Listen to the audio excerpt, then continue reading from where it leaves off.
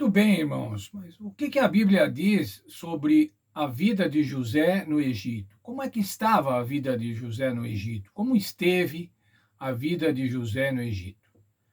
Em Gênesis 39:2, José estava na casa de Potifar, era escravo na casa de Potifar. Na verdade, ele se tornou mordomo na casa de Potifar. Mas por que isso? 39:2 de Gênesis diz assim: O Senhor estava com José e ele tornou-se próspero.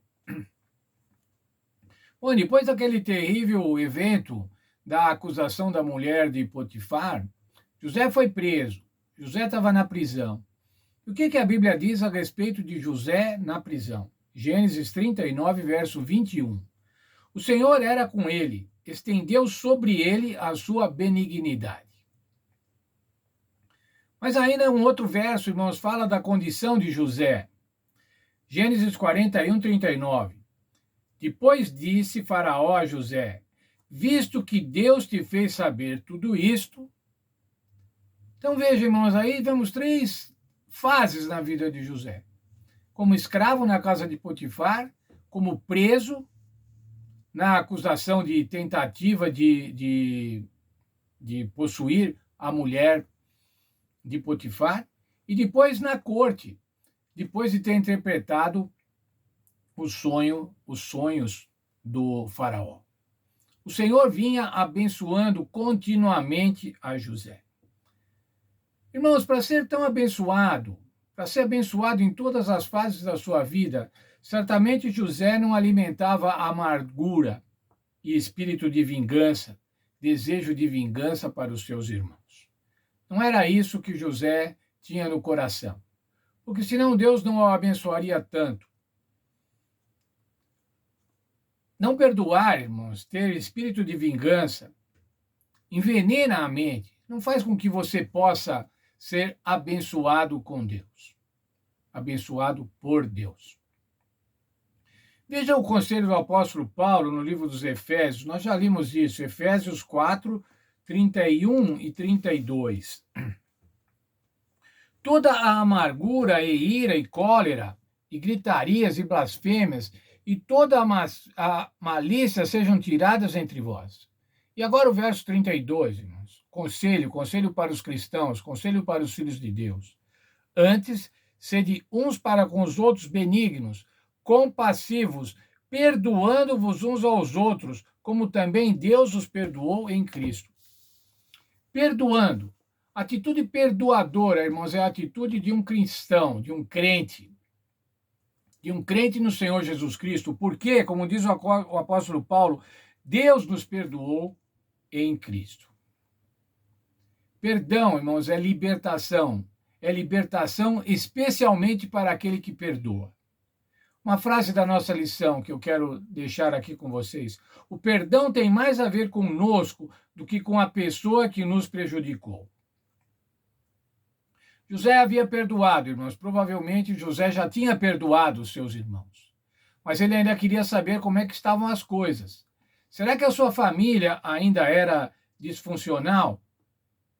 Será que os seus irmãos estavam realmente arrependidos?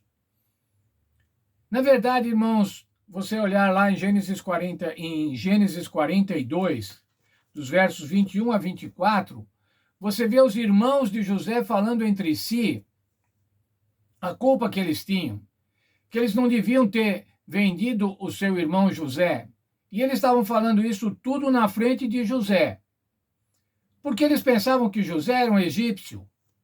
José não estava entendendo o que eles estavam falando, não entenderia o que eles estavam falando, porque até então José tinha conversado com eles por intérpretes. E agora eles estavam abrindo o coração entre eles, e José estava vendo que realmente eles estavam arrependidos. Mas José ainda fez um teste: vocês vão trazer o seu irmão mais novo. Vocês não falaram que tem um irmão mais novo? Tragam ele aqui para mim. Não me apareçam aqui sem esse irmão mais novo. E para isso, ele pegou a Simeão e deixou como refém no Egito. Bem, irmão, chegou agora, acabou o alimento que eles tinham levado na primeira compra, na primeira viagem, e eles tiveram que voltar ao Egito. Bem, eles trouxeram a Benjamim, depois de muito argumento com o pai, trouxeram com o pai Jacó, trouxeram a Benjamim. Trouxeram também o dinheiro, porque José havia colocado o dinheiro da primeira compra dentro dos sacos que eles levaram, e eles trouxeram de volta.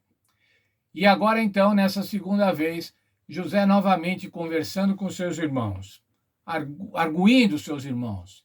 Gênesis 43, 27. E vosso pai, o velho de quem falaste, está bem? Ainda vive? Imagine, irmãos, o coração de José, querendo saber do pai, querendo saber se estava tudo bem. Ele quis saber de Benjamim. Por que ele quis que trouxesse Benjamim? Porque será que a família disfuncional dele também ia perseguir a Benjamim, que era filho da esposa preferida de Jacó, ia fazer a mesma coisa que fez com José? Mas eles vieram e trouxeram Benjamim, e José encontrou com Benjamim. Fez uma ceia, promoveu uma ceia para seus irmãos e para Benjamim. E nesta ceia, ele demonstrou mais uma vez a intenção de testar os seus irmãos. Como ele fez isso? Ele declaradamente preferiu a Benjamim durante a ceia. A Bíblia diz que Benjamim foi muito mais servido do que os outros irmãos. Mas havia ainda um teste final, irmãos. Os irmãos de José, juntamente com Benjamim, compraram novamente cereais para levar para Canaã. Mas José providenciou mais um teste. Colocou o seu copo de prata, no saco de Benjamim. E em seguida, irmãos, logo que eles saíram, os empregados de José foram verificar e foram lá e mostraram: está faltando um copo, e esse copo de prata, o copo especial de José, foi encontrado aonde? Aonde eles tinham posto, no saco de Benjamim. Portanto, agora Benjamim vai ficar como escravo. Ele me roubou, ele vai ficar como escravo. E qual foi a disposição de um dos irmãos de Judá? Ficar como escravo no lugar de Benjamim. Gênesis 44, 33. Lá diz assim: agora, pois, fique o teu servo em lugar do moço, por escravo do meu senhor. Aquela família tinha mudado, irmãos. O sentimento dos irmãos era outro. Os irmãos realmente se amavam. Judá achava impossível agora voltar para a terra e dar um desgosto tão grande para o seu pai. Eles não pensaram isso, irmãos, quando venderam José. Eles voltaram para a casa de Jacó e falaram assim: ele foi atacado por uma fera. Veja aqui a capa dele toda suja de sangue. A família tinha mudado. Era uma nova família. José agora tinha certeza de que a sua família era uma família de acordo com o plano de Deus. E essa família, irmãos, tinha que ser de acordo com o plano de Deus. Essa família era a família da promessa. Desta família viria o Salvador, o Senhor Jesus Cristo. Era por conta dessa família e da sucessão dessa família que a promessa feita a Abraão de que ele seria, nas seus descendentes, seriam benditas todas as nações. E isso estava se verificando agora, irmãos. Isso tudo era plano de Deus. E José agora sabia que ele tinha uma família de acordo com o plano de Deus. Não mais aquela família disfuncional que o havia vendido como escravo. Mas vamos continuar ainda vendo a vida de José, vendo como José resolveu todas essas questões. Como José foi usado por Deus para cumprir o plano de Deus, para fazer com que a sua família fosse salva da fome. Vamos continuar, então, amanhã, estudando a história de José.